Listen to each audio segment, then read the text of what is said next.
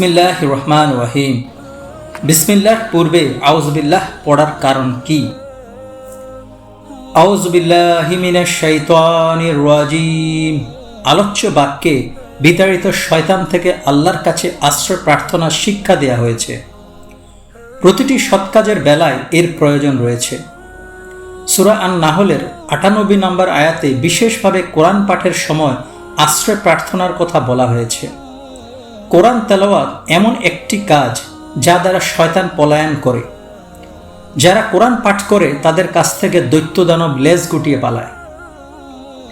এছাড়া কোনো কোনো বিশেষ আয়াত ও সূরা শয়তানি প্রভাব দূর করার জন্য পরীক্ষিত ব্যবস্থাপত্র। এগুলোর কার্যকারিতা ও উপকারিতা হাদিস ও কোরআন দ্বারাই প্রমাণিত। ইবনে কাসির রাদিয়াল্লাহু তাআলা আনহু নিজ তাফসির গ্রন্থের ভূমিকায় বলেন, মানুষের শত্রু দুরকম। এক নম্বর হচ্ছে স্বয়ং মানব জাতির মধ্য থেকে, যেমন সাধারণ কাফের। এই প্রকার শত্রুকে জিহাদ ও লড়াইয়ের মাধ্যমে প্রতিহত করার নির্দেশ দেয়া হয়েছে। দুই নম্বর হচ্ছে দুষ্ট জিনদের থেকে অবাধ্য শয়তানের দল।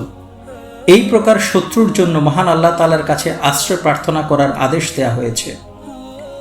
বস্তুত তাউজ হলো শয়তানের ধোকার জালে আটকে পড়া থেকে বেঁচে থাকা, আর বিসমিল্লাহ এর হাকিকত হলো বান্দা আল্লাহ তাআলার রহমতে দাখিল হয়ে যাওয়া।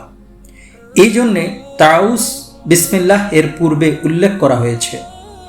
যেমন কালেমা তাইয়্যিবার প্রথমে লা ইলাহা বলে অন্তর থেকে আল্লাহ ব্যতীত তাদেরকে অন্যদেরকে বের করে ইল্লাল্লাহ বলে আল্লাহকে স্থান দিতে হবে। সুগন্ধি ব্যবহার করার পূর্বে প্রথমে শরীর থেকে ময়লা দূর করতে হবে।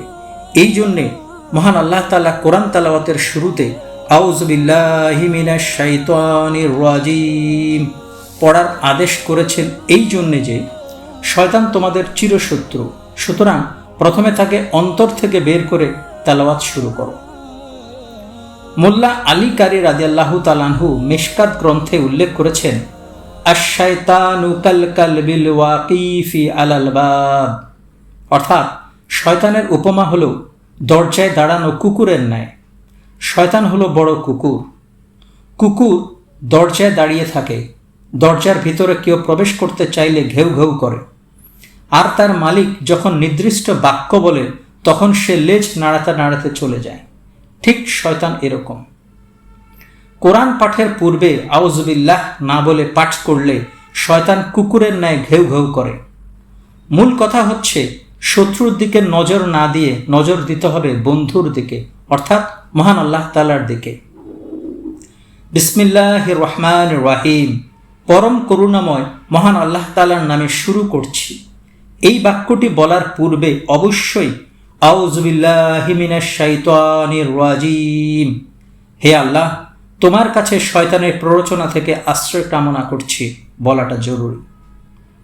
এভাবে বলার সাথে সাথে জবান ও কলব পবিত্র হয়ে যায়। আমিন।